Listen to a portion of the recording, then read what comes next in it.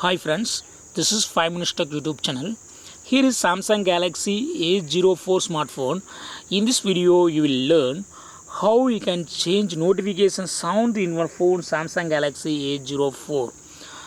Suppose if you need to change a current notification sound in your phone, yes, you can do it. You can do it for both SIM if you have inserted. Here I have inserted only one SIM, so now I am showing it. Things are the same for both SIM 1 and SIM 2. So if you follow anyone, and you can follow that too for SIM 2. Okay, that's no problem.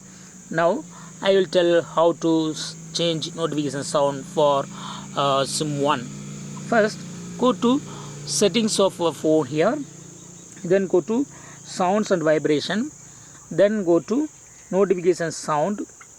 Here by default or by previous attempt, it is set to this notification sound. Okay, if you want to change it to other notification sound, yes, you can select any tone here, and that can be set as notification sound. Okay, I select prism, and now this prism sound is set to notification sound. Okay, see here, it is set to notification sound. In this way you can change your change notification sound to desired tone. Okay,